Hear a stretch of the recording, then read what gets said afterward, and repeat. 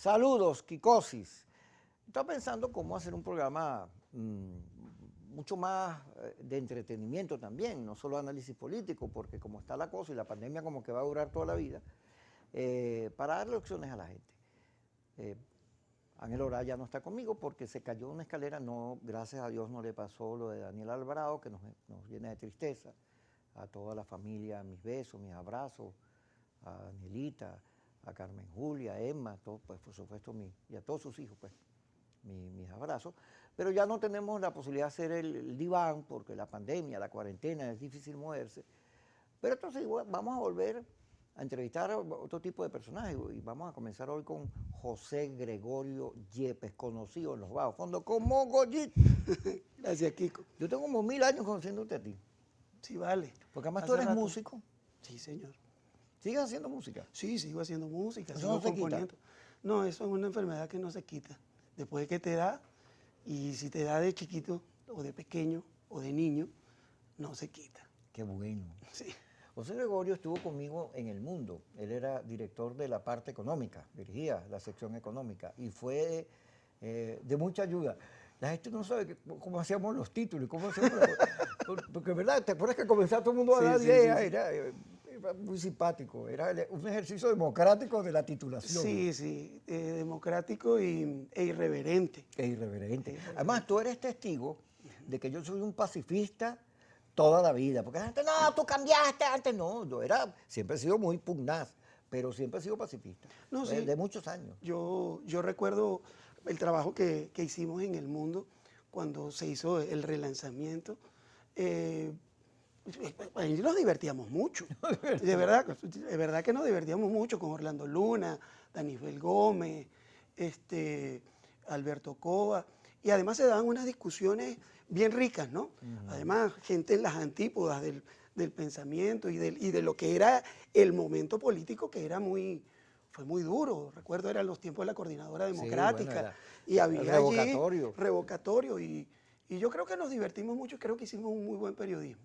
Fíjate, hablando del periodismo, yo creo que con la posverdad, con los fake news, con todas las campañas, laboratorios, esta es la hora del periodismo, y lo es en el mundo. Todos estos debates de la cuarentena sobre el humanismo, el regreso del humanismo, las condiciones en las cuales se desarrolla la pandemia, lo que hay que hacer, la violación de los derechos humanos, todo eso el periodismo lo ha ido tratando y la gente, como hay tanta mentira, recurre a los periodistas. Pero en Venezuela algo pasa. Yo creo que algo pasa porque, claro, como estamos muy tensos por la situación, entonces tú ves, yo mismo muchas veces tengo que revisar 20 veces las cosas a ver si es verdad o mentira, ¿no? Sí, así Porque la cantidad de cosas que fluyen y que nos hacemos parte de ellas, que son mentiras, que son cosas envenenadas. Sí, eso de la infoxicación no es mentira, ¿no? Terminamos a veces como, intoxicados de tantas cosas, y creo que es el reto de los periodistas venezolanos en este caso. Y el problema que tenemos es que en medio de la polarización, entonces nos lleva por delante el tema de la pugnacidad, y creo que ahí es donde hay que tener la cabeza fría, pensar bien, buscar y apostar por la verdad. Yo he sido un militante del periodismo que busca la verdad. Hay gente que está dentro de un periodismo militante, de un periodismo de barricada. Yo respeto cada una de esas, digamos, opciones que se tienen. Pero desde siempre, aún sin ser infiel con mi corazón, creo que el tema del oficio y defender el oficio es tratar de buscar la verdad y darle herramientas a la gente para que pueda tomar decisiones frente a lo que tienen en la realidad o en la coyuntura. Fíjate, en términos generales yo creo que hacemos un buen periodismo. Sobre todo hay unos portales como Armando Info, etcétera, que hacen periodismo de investigación y llegan a profundidades y denuncias que deben ser, que sobre todo en la Venezuela son importantes, porque alguien tiene que ejercer contraloría social. Claro, y ese es nuestro papel, digamos, el papel de contrapoder. En contrapunto.com, que tengo el honor de dirigir desde hace año y medio. Ya vamos para allá. Bueno, esa es un poco la idea. Ahora, pero me iba a referir, pero hay medios completos, que están prestados al juego de la política. No es que yo no puedo criticar a nadie porque yo juego a eso también, ¿no? Sí. Yo siempre he tenido oposición. Es que el periodista debe tener oposición. Pero el periodista tiene por encima de cualquier otra consideración la verdad. Como hay muchas verdades, tiene que tratar de exponerlas todas. Y eso no significa que tiene corazón. Tiene que tener corazón y creer en las cosas. Pero no puede hacerse eco de información dirigida, que hay mucha. Las redes están llenas de información, los laboratorios producen una cantidad de cosas, una verdad, otra mentira, pero todas muy dirigidas a las posiciones. Y como te dije, no es que no las tengan, pero nuestro oficio tiene un compromiso con la transparencia y la honestidad. Sí, fíjate, yo no cuestiono, digamos, incluso las líneas editoriales. O sea, el Post tiene su línea, el New York Times su línea, el País, ABC. Lo que no puede suceder es que escondas la verdad. ¿Me explico? Y tú tienes que tener una posición ante eso. Yo tampoco creo en que el periodista debe ser neutral. Eso es mentira. No existe. O sea, de entrada, esa no existe. Lo que tiene que tener es el compromiso con exponer, digamos, las variables que se ponen sobre la mesa y que la gente tiene derecho a saber. Y de allí es donde está, digamos, la responsabilidad periodística y tu responsabilidad ética. Lo mismo que le puede pasar al artista. El artista que no es cronista de su tiempo, entonces no está haciendo nada. Y eso es lo que nos toca a nosotros los periodistas, sin decir que los periodistas seamos artistas o no. Por cierto, hablando de todo como lo loco, tú sabes que el Día del Padre me meto, como tengo un programa de radio en La Romántica, a buscar Viejo mi querido viejo, de Piero. Piero. Porque mi mamá decía que esa canción a mi papá le hubiera gustado. Mi papá se murió antes, porque mi papá decía que no había canciones para los papás. Sino puro la mamá, puro la mamá. Entonces me meto y consigo a Piero. Muchos años después, ya algo más, no la misma voz, usado, no la misma usado. Muy usado. Y él habla de postales, que la música, cuando él hacía, tengo la piel cansada de la tarde, todas esas canciones eran una postal. Eran una postal porque retrataban al argentino de su época. Y ese concepto me pareció interesante, ¿no? Sí, por eso te decía lo del cronista de su tiempo, y creo que si se está desligado de eso, entonces, bueno, ahí sí entonces está como que en tu torre de marfil, y ese es el artista que no tiene vinculación con nada, y que de alguna forma su trascendencia es más complicada. ¿Y por qué Yesenia no te dijo que te trajera la guitarra? No sé. O sea, Yesenia, hubiéramos puesto taconcito que canta bonito. Vamos a ir al acorde, vamos a seguir hablando aquí de todo un poquito. Porque, bueno, para relajarnos, hoy es viernes.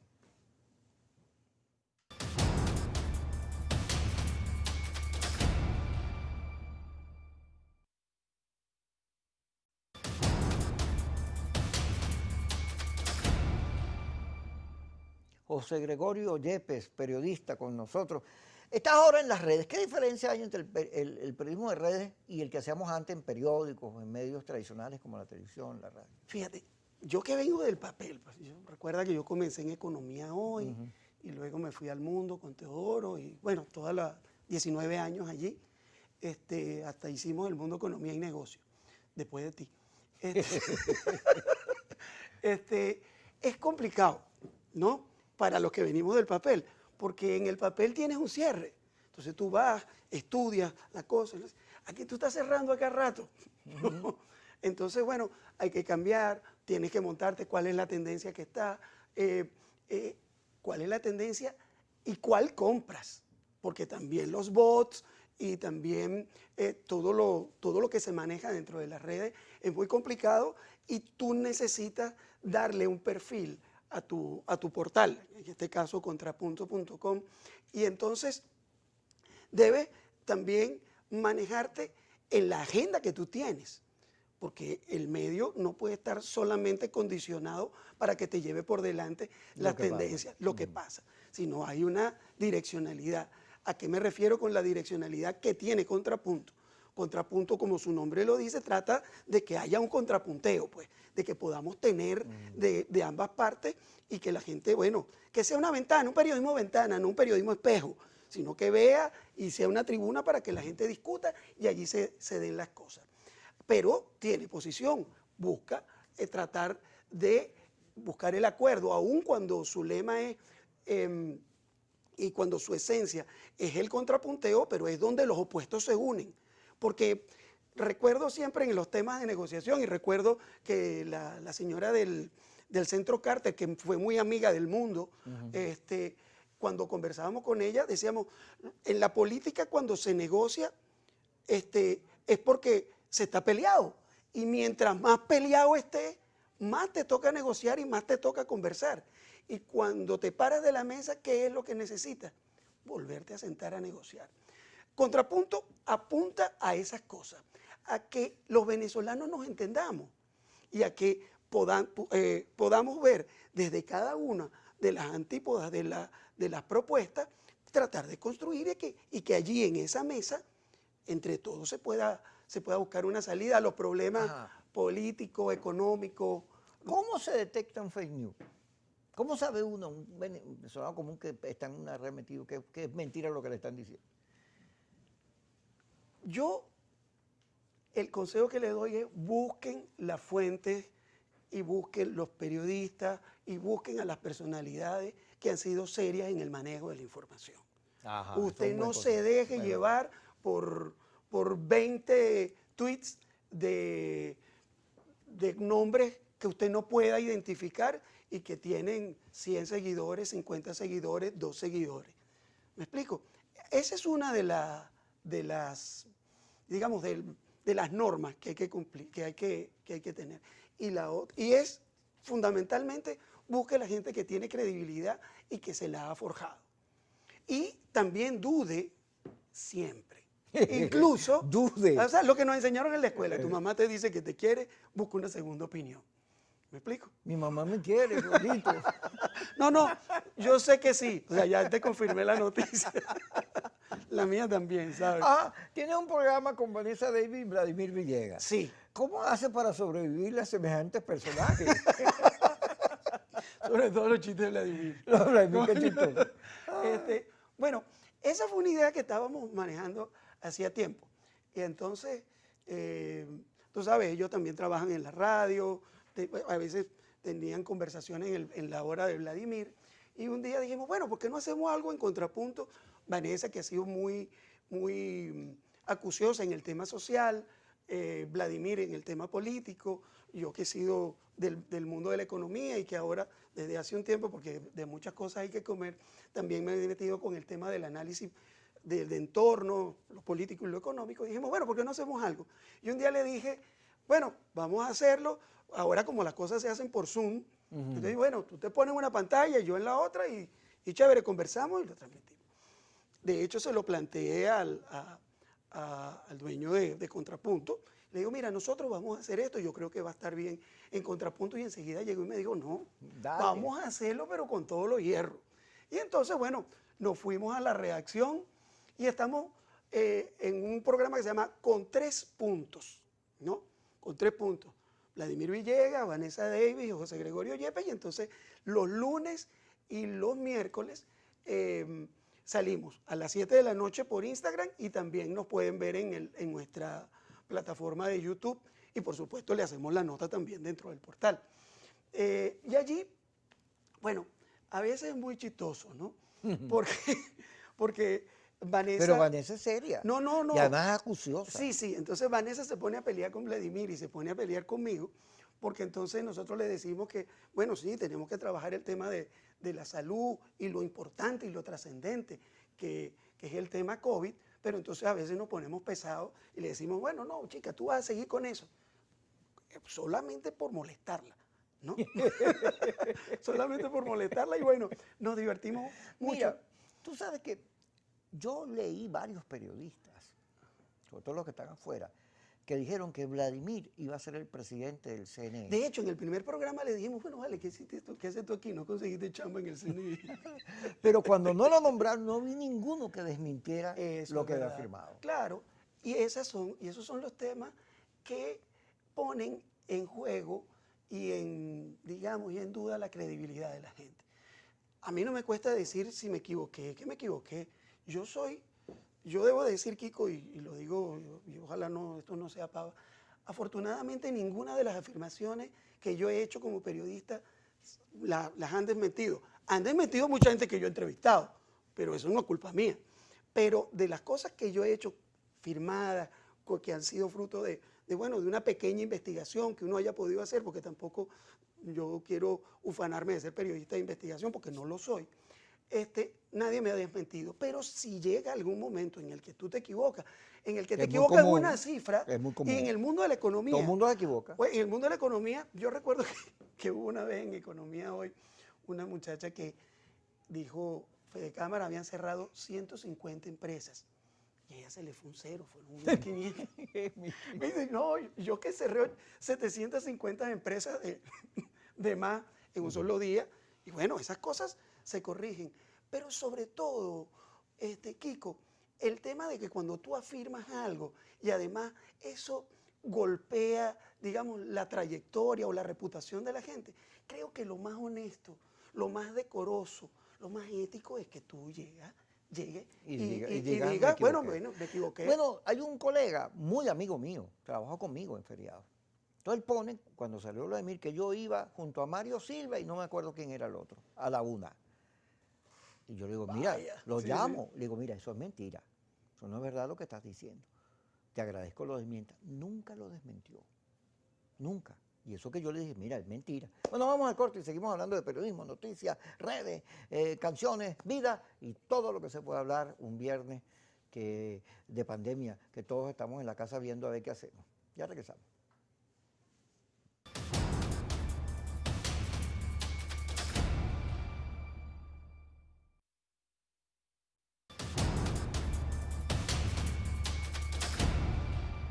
Seguimos con José Gregorio Yepes, Goyo, periodista de La Fuente Económica, en este viernes hablando de muchas cosas. Fíjate, el periodismo tiene que tener pasión, entrega, Sí. Pero el código de ética te dice que tu primer compromiso es con la verdad. Y la ley de ejercicio de periodismo te dice que tu primer compromiso es con la gente, con la democracia. Y hay gente que se le olvida eso, sobre todo en estos tiempos, donde hay un dilema interesante que a mí me parece que nos obliga a repensar todas estas cosas. Cuando tú te metes en YouTube a ver qué es tendencia, vas a descubrir qué es lo que nosotros llamamos amarillismo, lo exagerado, lo estrambótico, lo chaucero. Sexo, droga y rock and roll. Sí, una cosa. Entonces, y cuando tú ves lo que genera tendencia, generalmente lo que tiene mucho picante y muchas veces lo que es inventado o sugerido, lo que los laboratorios impulsan, le meten a Chugo. No sé si viste, le cayeron a plomo por lo de Juan Barreto, que el que estaba llamando a votar por Juan Barreto, que además Juan Barreto todavía no es candidato, ni hay candidato. Y él dijo, eso es mentira, pero le tiraron. ¡Wow! Pero lo crucificaron. Y entonces Chugo tuvo que, de hecho, nosotros publicamos el desmentido de Chugo. Y bueno, yo por Chugo siento mucho respeto, somos amigos, todo eso, con las diferencias que pudiéramos tener, como las puedo tener contigo, como las puedo tener con Juan. Pero digo, ¿quiénes dijeron eso? ¿Me explico? Que era un poco lo que decíamos en la parte anterior. ¿Y por qué no dicen, bueno, no, me llegó la información mal? ¿Ves? Y además, a partir de una afirmación que hace alguien, además construyen todo un discurso. Además pierden el tiempo, ¿no? O sea, imagínate, o sea, a mí me llega una noticia falsa sobre Kiko y entonces además yo llego y la construyo y saco todo el contexto y dice, epa, llave, pero tú no me llamaste a mí para decirme ¿por qué no me preguntaste? si esa vaina era verdad. No, no puede ser. No puede Me ser. recordaste, perdona que te interrumpa. Un día Miguel Salazar, saludos a Miguel, escribe en Las Verdades de Miguel, Kiko es, mira, yo era demonio. Todas esas cosas buenas que se han dicho de ti. Sí, yo digo, ay, ¿cómo le contesto a este señor? Y entonces yo tenía feeling, ¿te acuerdas? La Colonia Nacional. Y le digo, Miguel, solo te voy a decir lo siguiente. Todo lo que dijiste, te quedaste corto. Yo soy peor.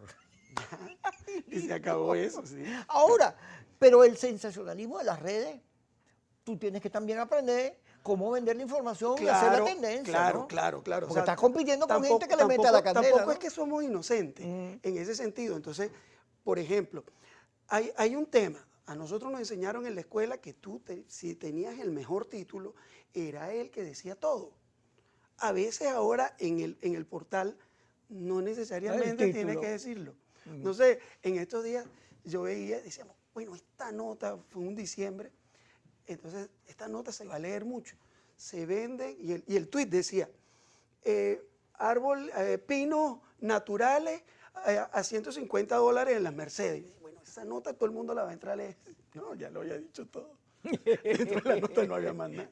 Entonces, Pero hay unos títulos para cartas, pero entonces, que el título es sí. como 10 renglones. Ah, no, sí, entonces todo eso, ¿no? Entonces, de repente, en estos días escribí lo que yo llamo un pequeño análisis sobre el tema económico y político, la necesidad del acuerdo político para tratar de, digamos, de destrabar el manejo del dinero que está congelado por un lado y por el otro, entre que el Fondo Monetario no le presta a Maduro y no reconoce tampoco a Guaidó. Entonces yo decía, bueno, el acuerdo político necesario o quién está dispuesto a tragarse un sapo, ¿no? Entonces, si yo hubiese puesto el acuerdo necesario entre Maduro y Guaidó para acceder al Fondo Monetario Internacional. No, nada de ¿Qué eso. pusiste? Entonces, eso, dije, ¿el acuerdo político o quién está dispuesto a tragarse un sapo? Ah, yo pensé que era un dicho, le pusiste No, el sapo. lo puse, sí, Ah. y hay que tragarse un sapo cuando te toca. Es una imagen algo dura. Es horrible. Sí. Bueno, pues se leyó mucho, pues. Claro, Está aprendiendo de la maldad. Entrevisté a Jesús Farías el miércoles. Ajá. Tú sabes que él entra y me dice, tú eres la derecha, tú eres opositor. Entonces yo, cuando estemos al aire, dímelo para ver. Y me dijo, no, sí, que tú lo opositor. No, repítelo. Yo te vi que le dijiste, muchas gracias, bueno, porque me quitaste la raya de encima, una cosa así. Pero él dice, porque yo le digo, él dice, no, fe de cámara y los golpistas y no sé qué cosa. Pero un momentico, esta fe de cámara de Cusano, hay que ponerle el ojo, porque lo que está diciendo es de un racional, pensando primero en el país, en la gente. Es más, yo me atrevería a apuesto que el liderazgo de Fede Cámara, desde el punto de vista político, tiene mayor comprensión que los propios factores políticos. Fíjate, y aquí inevitablemente tenemos que hablar de política. La encuestadora de Elfo, la de Ceja, de Félix, dice que uno de los graves problemas que tiene Venezuela en este momento es que la clase política tiene una desconexión impresionante con la gente. Le hablan de otras cosas, tanto desde el chavismo como desde la oposición. El chavismo se apalanca en la conexión con la gente, con las políticas asistencialistas, que bueno, que al final lo tocan. La oposición no tiene nada de eso. Entonces, ¿qué está sucediendo? Que están surgiendo actores emergentes y en este caso esta fe de cámaras está conectándose con las necesidades de la gente, que también son empresarios, que también son trabajadores, que ven que las empresas están cerrando y ellos se están quedando sin empleo y que están comenzando a jugar un rol interesante. Incluso Mendoza dijo en estos días, Lorenzo Mendoza decía que, bueno, a lo mejor los empresarios van a tener que darse un permiso para actuar en la política. Y no nos extrañemos. Pero no como tarde. No. Tarde ya. No. Para Mendoza. No, yo no estoy diciendo que sea Mendoza, sino que estoy diciendo aquí hablando como los locos, ¿no? de ese sector. Entonces, no te extrañe que en este escenario electoral que se empieza a jugar, empiecen a van a haber candidatos a parlamentarios y van a empezar a jugar a ganar espacios. Así es. Y esta no es la fe de cámara del paro. Esta no es la fe de cámara del paro. Esta es otra. Entonces, que además le están robando, no le están robando, están ocupando los espacios que otros desde el sector político no están ocupando. Y en política no hay espacio vacío. Fíjate que en estos días entrevisté a Rafael Quiroz, que tú me dijiste que te agradó mucho la entrevista. A él le fascinó. Sí. Entonces, saludos, paisano. Yo le pregunto a Rafael, oye, pero vean acá, ¿por qué José Guerra, los economistas, se equivocaron frente al tema petróleo? Ahorita en este instante me dicen que en el interior ya no hay gasolina, pero en Caracas todavía hay.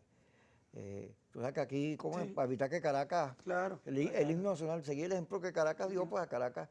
Pero aún así Caracas no llega. Ok, entonces yo le pregunto, ¿y por qué se equivocan? ¿Por qué se equivocaron con el tema gasolina? Entraron los barcos, la gasolina, se acabaron las colas, están volviendo, pero se acabaron en ese momento. Y entonces me dice que el gobierno, con la pandemia, se guardó la gasolina, digo, no hay. Uno, para que la gente no saliera de su casa, y otro para ahorrar, esperando que entrara la gasolina de México o la de Irán. Y entonces ocultó información, pero desde el punto de vista estratégico, y fregó a sus detractores, porque los puso a decir cosas, no manejaban la información, no sabían, y los llevó al error. Este es un gobierno que desde el punto de vista de lo que hace es muy estratégico. Sí, con el tema de gasolina, pues más o menos el tema que manejo también. O sea, eran 1.500.000 barriles.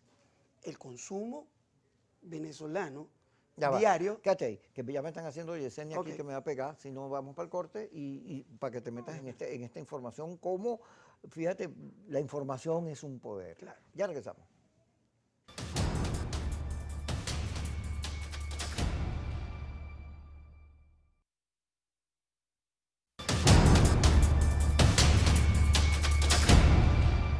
José Gregorio Yepes, periodista de La Fuente Económica, hablando de todo como los locos. Y yo le decía que Rafael Quiroz sostuvo en esa entrevista que le hicimos que el gobierno guardó información y la utilizó para jugar a la política, descolocó a sus adversarios.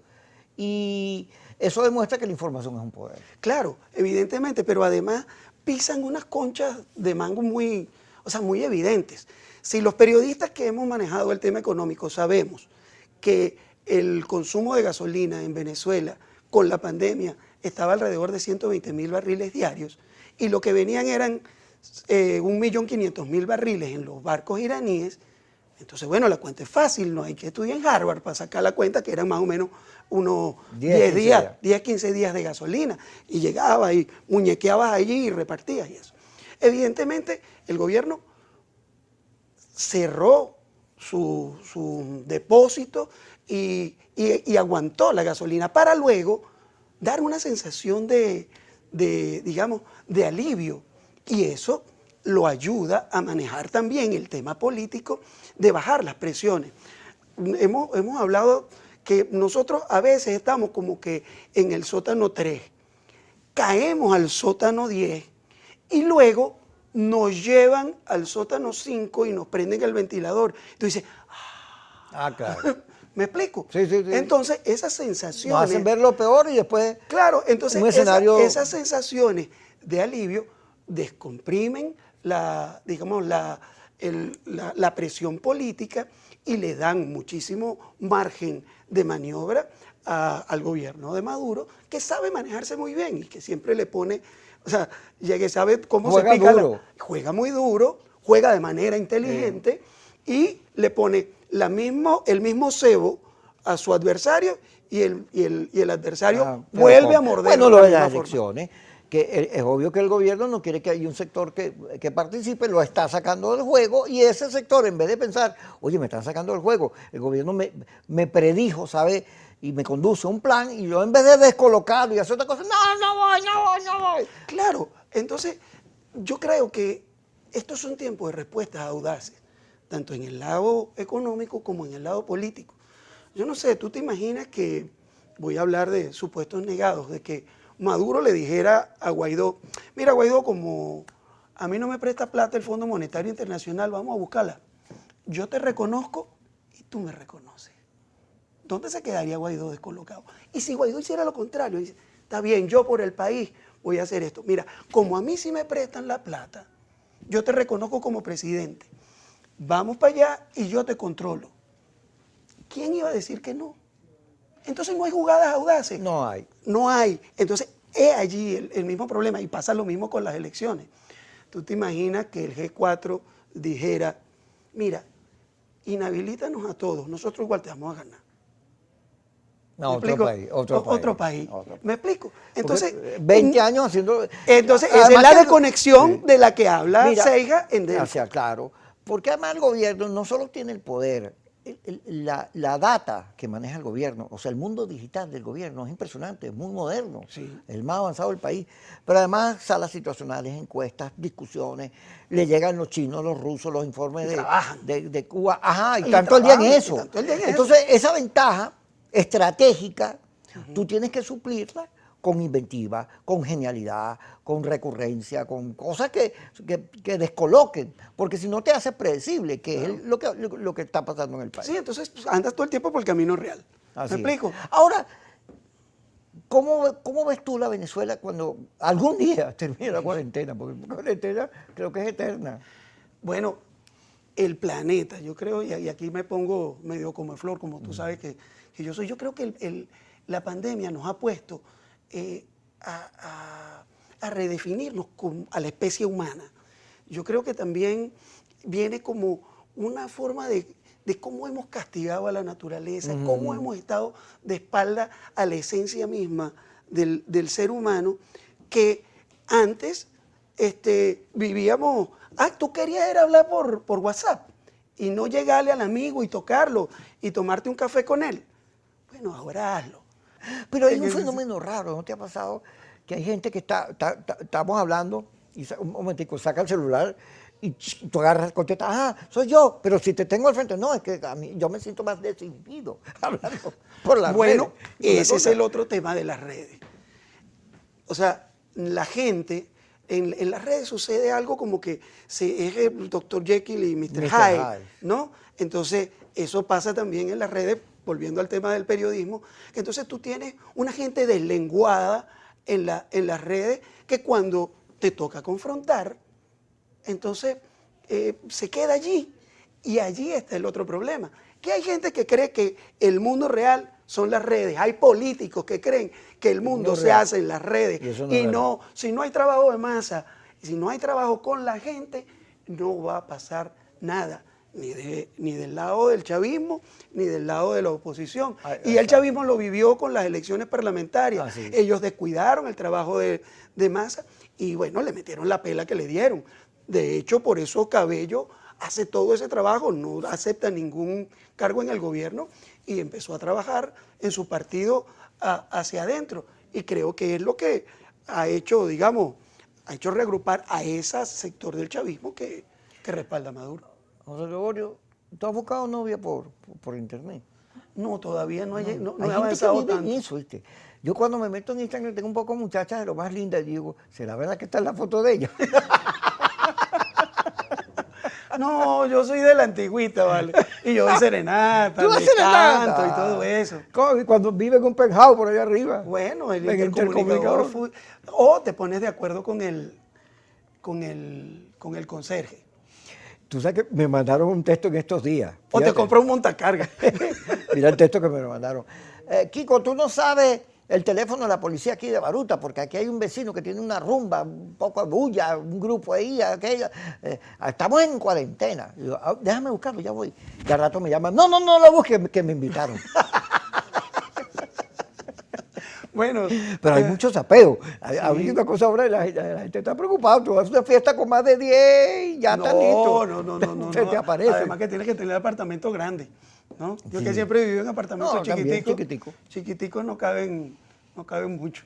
Pero el mundo está cambiando. Sí. Y el periodismo también tiene que cambiar. De eso vamos a hablar cuando regresemos aquí en su programa Kikosis por Globovisión.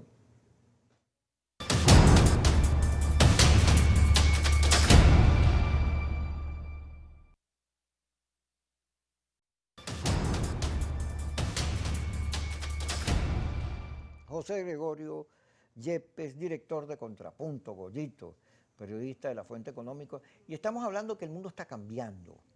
Hay polémicas interesantes. Por cierto, me pongo a revisar, Trump está perdiendo 14 puntos en las encuestas, pero en la cadena Fox, que es republicana, está ganando. Bueno, es allí el tema de cómo tú llegas y separas el polvo de la paja en cada una de estas cosas. Al punto que, Kiko, hablando de Trump, ¿te acuerdas de aquel tuit de Trump que terminó diciendo, bueno, yo me puedo reunir con Maduro? ¿Y te acuerdas el escándalo que se formó? Además que lo dijo. Sí, él terminó diciéndolo y después llegó y después terminó la vocera, una catirita ella muy bonita, desmintiendo, bueno, no, es solamente para saber cómo Pero es que le se va a puso la terminar palabra yendo. pacífica. Pacífica, la salida pacífica. Para que vea cómo pueden ser todos los juegos de la política. Uno dice, ¿para qué hizo Trump eso? Además, eso no dan puntadas sin dedal. Para registrar a Maduro, para provocar a los opositores de aquí, o fue para obligar a una respuesta que le ayudara en sus elecciones allá. Claro. Porque terminó Maduro diciendo, mira, yo me reuní con Biden. No. Entonces, Maduro en este momento, o sea, en el análisis político no es una buena referencia para ningún candidato en los Estados Unidos. Y Trump logró que Biden, su principal rival, saliera retratado con Maduro.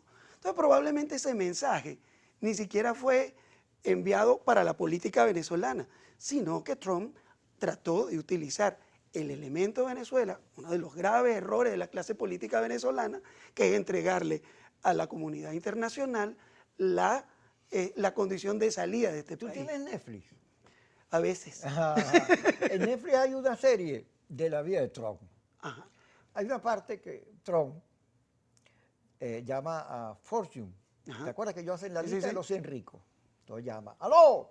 Habla José Gregorio Yepes, mire, yo soy el encargado de finanzas de las empresas Trump y quería decirle que a usted le faltó esta empresa, esta empresa, esta empresa, esta empresa.